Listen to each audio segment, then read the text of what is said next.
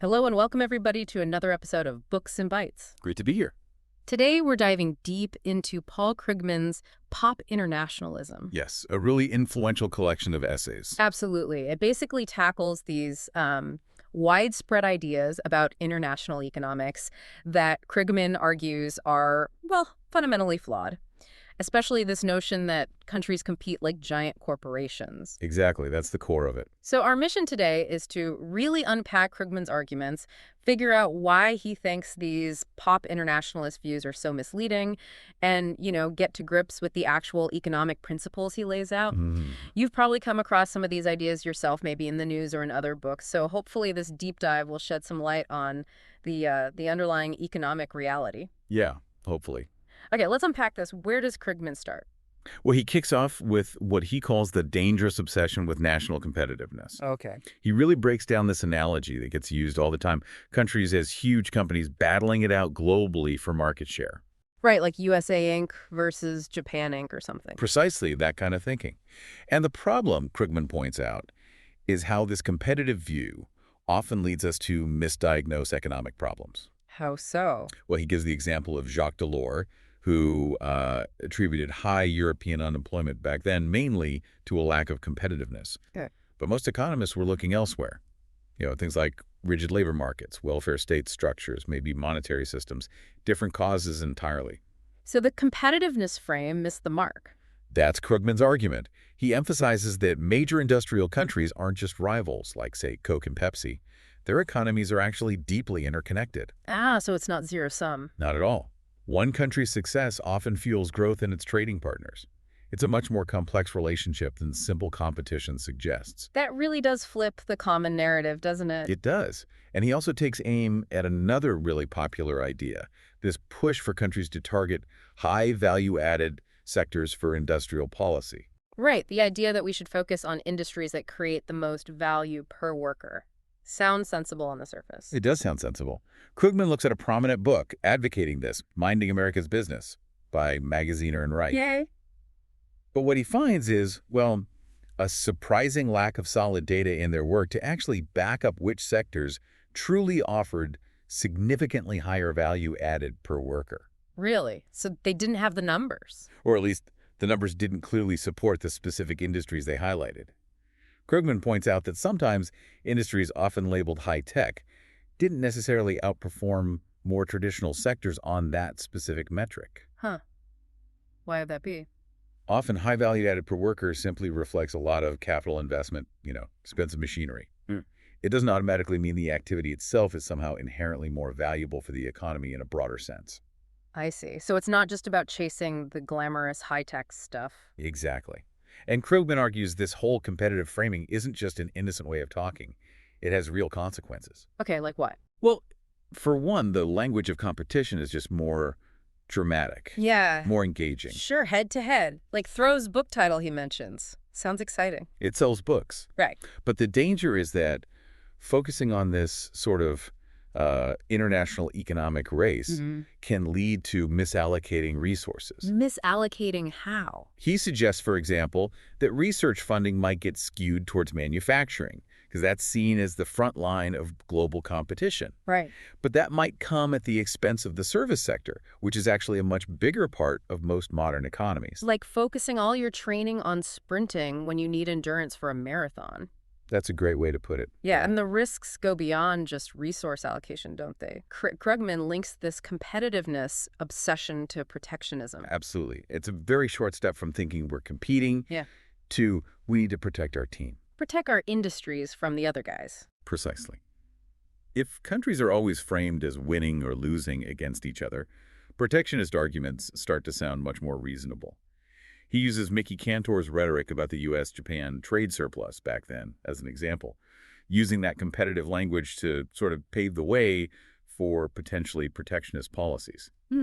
And does this thinking bleed into other areas? Krugman suggests it can, yeah.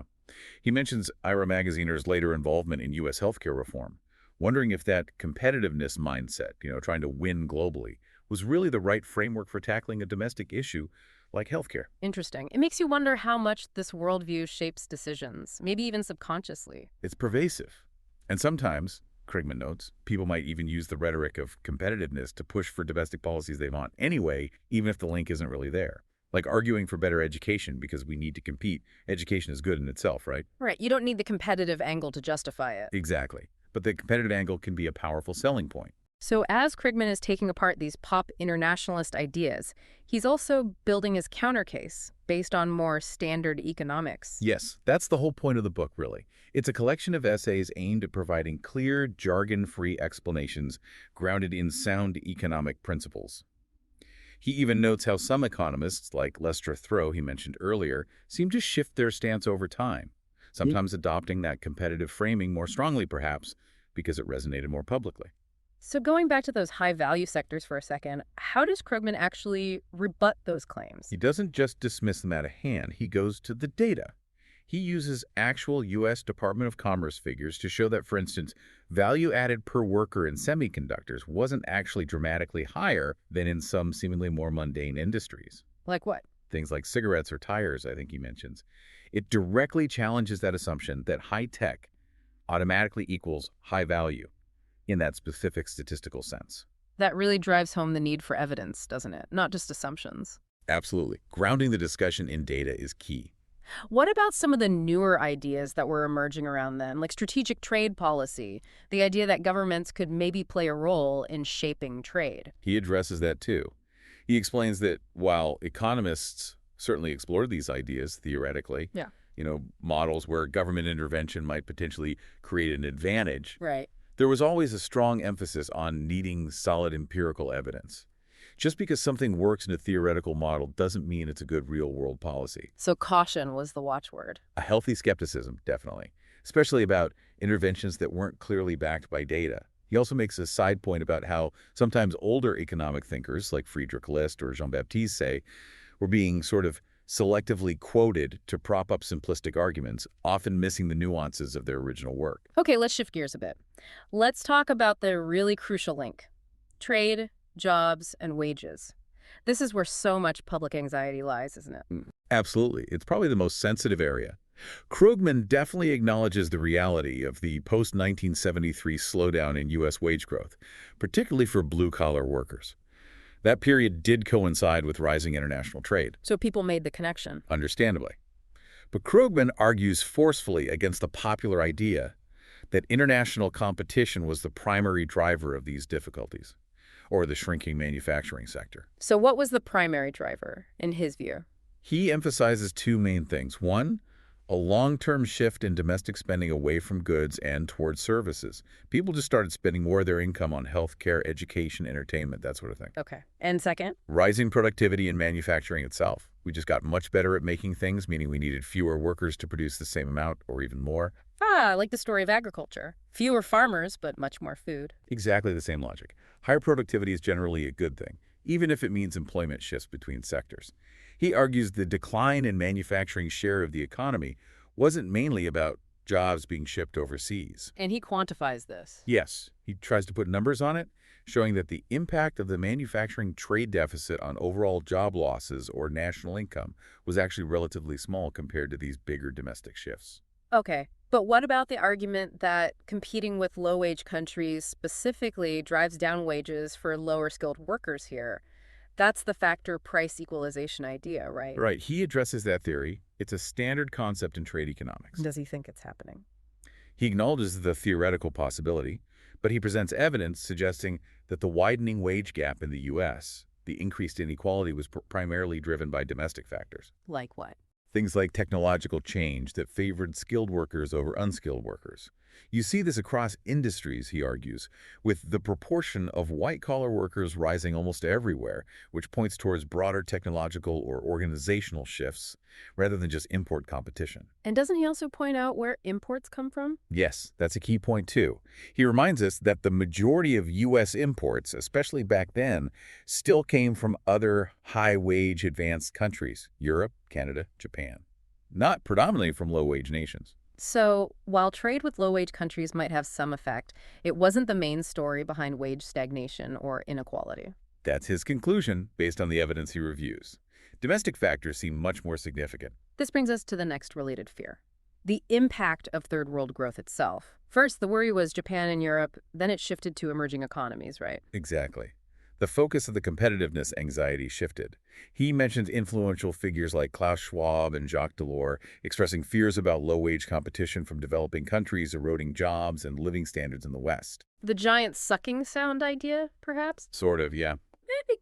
But Krugman pushes back strongly. He argues that economic growth in lower-wage nations can actually benefit higher-wage countries. How? By creating new markets. That's part of it. Yeah. New markets for exports, potentially cheaper imported goods for consumers. He argues that the actual negative effects observed up to that point were, frankly, negligible. Negligible, despite the fears. Yes. Again, he acknowledges the theoretical possibility that trade with the South could affect income distribution in the North, potentially hurting low-skilled workers. But he stresses that the practical, empirical evidence for this being a major driver of wage inequality was very limited. He uses models to illustrate this, doesn't he? Yeah, he uses some simplified economic models first, a really basic one with just one good and one input to show the fundamental fallacy in fearing third world development is inherently harmful. Making the pie bigger is usually good for everyone, even if slices change a bit. That's the basic idea. Then he uses a slightly more complex model to explain specialization and how wage ratios might adjust, but still concludes the overall impact on advanced economies is often exaggerated. He also looks at capital flows, noting they were relatively small and unlikely to massively impact first world wages. So, if the economic arguments against pop internationalism are strong, and the data often doesn't support the fears, why does this way of thinking persist so strongly? That's a crucial question Krugman tackles. He points to a powerful conventional wisdom, especially among policymakers, journalists, and influential non-economist intellectuals, that just frames trade as this quasi-military competition between nations. A sort of default mindset. Yeah, a default setting that's quite different from the basic principles taught in Econ 101. He even gives a sample reading list of popular books on international economics from that era that he argues largely ignored or contradicted basic economic concepts like comparative advantage. Why the disconnect? He suggests a few things. One is a tendency for non-economists to sometimes dismiss or misunderstand established economic knowledge. Another is that non-economists can often be more persuasive writers, maybe because they simplify things, sometimes oversimplify them. Making complex issues seem simple and intuitive, even if wrong. Right. And then there's the fact that economists often get badmouthed when their analysis contradicts popular beliefs or political agendas.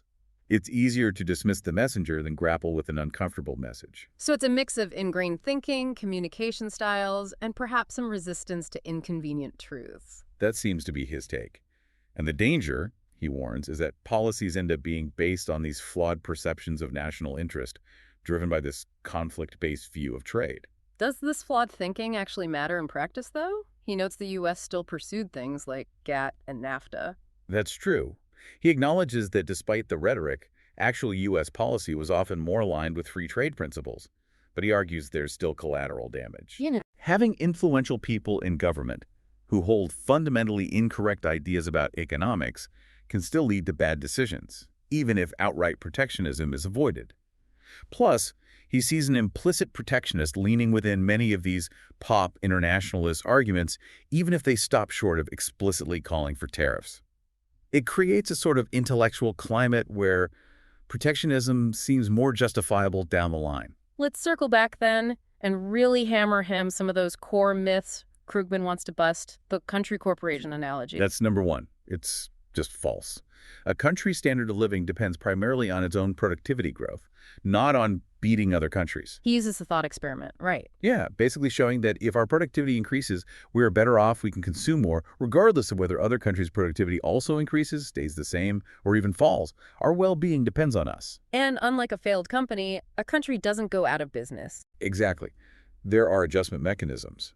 If a country becomes uncompetitive in everything, its currency tends to depreciate, making its exports cheaper and imports more expensive, restoring a balance.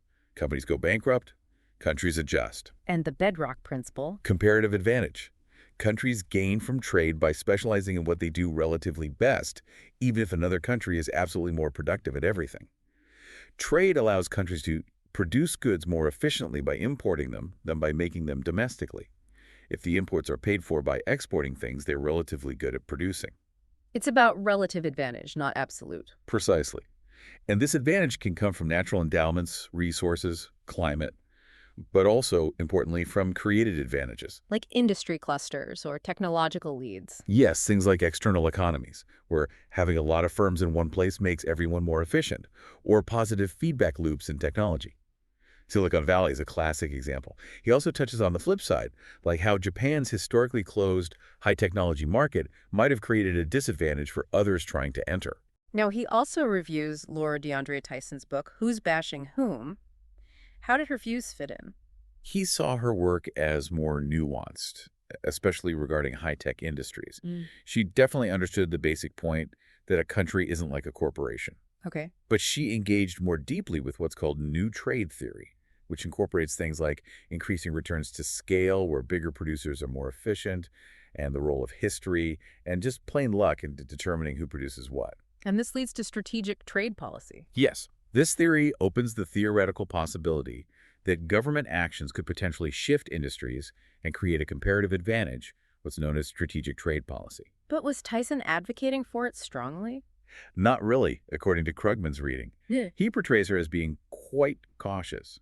While acknowledging the theoretical possibility, she, like Krugman, recognized the immense practical difficulties in correctly identifying which industries to support and how to support them effectively without causing bigger problems or getting captured by special interests. And the potential payoff might be small anyway. That's another key point. Even if you could implement aggressive strategic trade policies perfectly, the estimated overall economic gains were often calculated to be surprisingly small.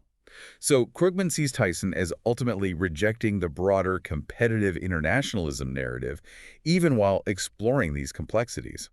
She also understood, he notes, that U.S. deindustrialization wasn't mainly about international competition. So, despite exploring the exceptions, the core message remains skeptical of heavy intervention based on competitiveness. Pretty much, yes. Which leads to what Krugman thinks undergraduates, or really anyone studying economics, needs to know about trade. The fundamentals. The absolute fundamentals. Get these right, and a lot of the confusion dissolves. He uses a parable from Ingram about an entrepreneur who finds a clever way to produce goods by exporting wheat and importing the goods, showing that trade is just another way, often a more efficient way, of getting things we want. Trade as a form of production technology. Exactly. And comparative advantage is the key to why it's mutually beneficial. It's not head-to-head win-lose competition. It's more like finding your niche, specializing, and trading a win-win scenario. Well, Emphasizing that high productivity is good because it lets your country consume more, not primarily because it lets you compete better internationally. And crucially, the overall level of employment is a macroeconomic issue, managed through fiscal and monetary policy, not fundamentally determined by trade policy in the long run. Trade might affect the composition of jobs, but not the total number over time. these seem like basic points, but they often get lost in the public debate. Completely lost, Krugman argues. He talks about presenting these ideas and encountering these entrenched conventional wisdoms, particularly among policy elites. Conventional wisdoms that go beyond the evidence. Yeah, ideas that become widely accepted even if they lack strong backing from economic research. He gives examples like the perceived importance of G7 coordination or specific exchange rate policies. And these wisdoms change over time. Definitely. He traces the historical shifts from laissez-faire to active government-led development strategies, then back towards free markets and sound money in the late 20th century. The Washington Consensus era. Right. But he notes that even that consensus started to erode in advanced countries due to economic difficulties like unemployment and inequality, opening the door for older, sometimes flawed ideas about competitiveness to resurface. But that consensus did help some reforms, didn't it? Oh, yes. He acknowledges that the free markets and sound money, conventional wisdom, probably helps facilitate necessary reforms, like trade liberalization in places like Mexico and Argentina. But he worries about the new emerging wisdom. Yes, particularly in the U.S. and other advanced nations. He felt there was an exaggeration of trade conflicts between rich countries, things like Airbus subsidies, whose actual economic impact was pretty small compared to the rhetoric. The real danger wasn't Airbus, but A potential widespread return to self-interested protectionism, driven by economic anxiety and these flawed competitiveness ideas. He worried that people might discard the true parts of the old consensus, like the benefits of free trade, while clinging on to the false parts, like the obsession with competitiveness. He saw this happening somewhere. He mentions Canada's negative reaction to its free trade agreement with the U.S. as an example of this kind of dynamic, focusing on perceived downsides while potentially ignoring the benefits, driven by a certain narrative. He was concerned about a new conventional wisdom taking hold in the U.S. that really overplayed the negative impact of international competition. Okay, so this leads us directly to Mexico and NAFTA, which was a huge topic when he was writing. A very hot topic. And his analysis had clear implications. Yeah. His basic take was that NAFTA, while maybe oversold by proponents in terms of its positive impact on the U.S. economy, wasn't actually a bad idea overall. Oversold how? The likely economic impact on the huge U.S. economy was just going to be quite small. He compares it to something like the trade relationship between the European community and the smaller IFECA countries, important for the smaller partners, but not transformative for the bigger one. So the intense focus was disproportionate. He thought so. He also noted the almost irrational financial infatuation with Mexico among investors back then, suggesting the reality of its growth prospects was maybe more modest. And he flagged a potential vulnerability the Mexican peso could be at risk if those large capital inflows slowed down. Which turned out to be prescient. It certainly did, not long after the book came out. While the conventional wisdom for Mexico was just stay the course. Krugman, writing as an outsider, actually suggested that a devaluation might be a likely, and maybe even welcome, part of Mexico's adjustment process. Let's get into his specific points on NAFTA itself. He addresses the opposition. Yeah, the populist opposition often rooted in those fears about deindustrialization and job losses. But again, he argues trade with Mexico was just too small relative to the U.S. economy to be the main driver of those long-run trends. He lays out 5 main propositions about NAFTA, right? Yes. See if I recall them. 1, probably no significant net effect on U.S. jobs overall. Okay. 2, minimal environmental impact, despite the fears. 3, a small positive gain in overall U.S. real income. 4, possibly a slight fall in real wages for the least skilled U.S. workers, but again, small. 5. 5, for the U.S., NAFTA was primarily a foreign policy issue, not a major economic one. Why no net job effect? Because, he argues, overall employment is determined by macroeconomic factors and monetary policy. Any jobs directly displaced by imports from Mexico would likely be offset by jobs created elsewhere, or the central bank would adjust policy to maintain overall employment targets. He also debunks claims of huge job gains for similar reasons. And the industrial relocation fears. He points out that U.S. trade barriers against Mexican goods were already quite low before NAFTA. So any companies that were going to move purely for low wages had likely already done so.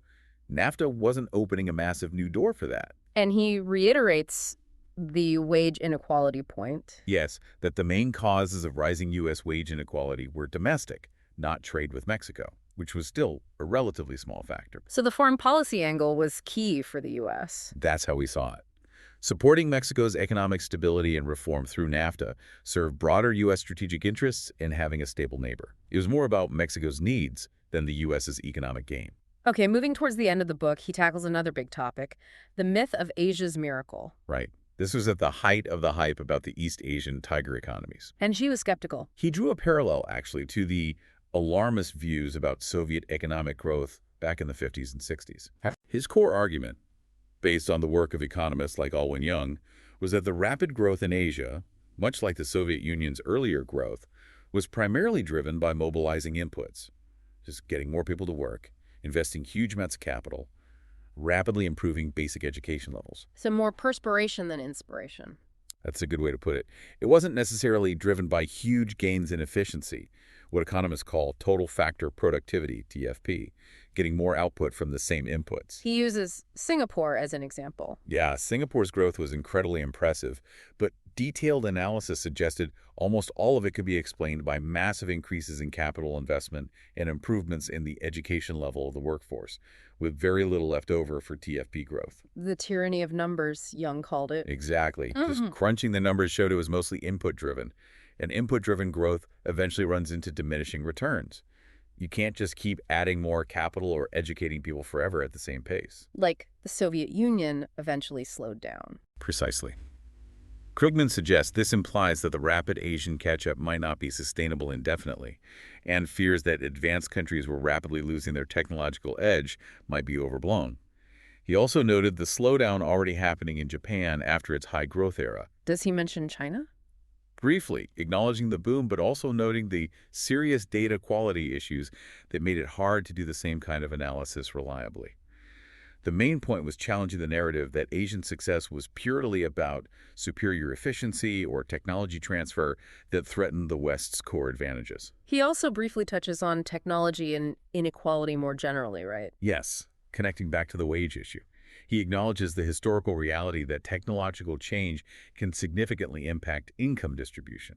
Think of the Industrial Revolution. And the current trends. The current trend at the time he was writing seemed biased in favor of skilled workers, automation replacing routine tasks, computers complementing analytical skills leading to wage stagnation or decline for the less skilled. But he questions if this will last forever. He raises that question, yeah.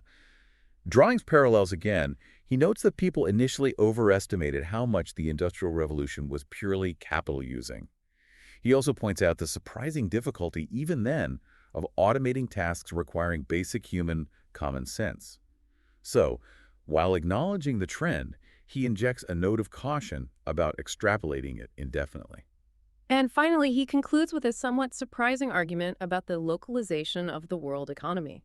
Yeah, it seems counterintuitive given all the talk of globalization, doesn't it? It does. What's his point?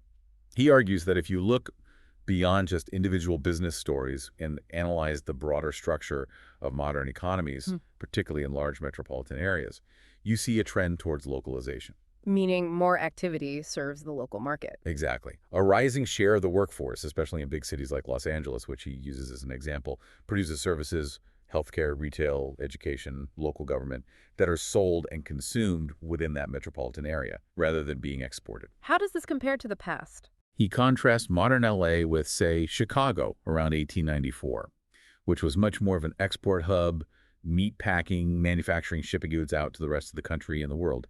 The economic base was different. He also notes that even world trade as a share of world production, while growing, wasn't dramatically higher than it was before World War I, contrary to some perceptions of unprecedented globalization. So it's a paradox. More global interconnectedness in some ways, but also more economic activity focused locally. That's the paradox he highlights. His conclusion is that while there are real economic problems, many of the popular worries about deindustrialization or lack of production are often misplaced. They stem partly from misunderstanding these structural shifts towards localized service economies. Okay, so wrapping it all up, the central message running through Pop Internationalism is really a plea for clearer thinking based on actual economics. Absolutely. It's a sustained critique of simplistic, often misleading popular narratives about international trade and competition. Krugman argues that concepts like competitiveness are often poorly defined and misused, leading to bad analysis and potentially harmful policies. Instead, we should focus on fundamentals. Fundamentals like productivity being the main driver of living standards, the mutual benefits of trade based on comparative advantage, and understanding the real, often domestic forces shaping employment and wages. It's about cutting through the noise and the nationalistic framing. Precisely. Understanding how the global economy actually works, not how simplified metaphors suggest it works. So perhaps a final thought for our listeners to chew on. The next time you encounter these pop internationalist ideas, maybe in the news, online, or just in conversation, think about the arguments we've discussed today. Yeah, ask yourself, does this framing of countries as competitors really hold up? What are the underlying economic principles at play? And what could be the real-world consequences if policies get based on these potentially flawed ideas? It encourages a more critical, informed perspective on these really important issues. Definitely. Thank you for joining us for this deep dive into Krugman's Pop Internationalism. We hope it's given you plenty to think about. Thanks for listening. We encourage you to keep exploring the complexities of the global economy.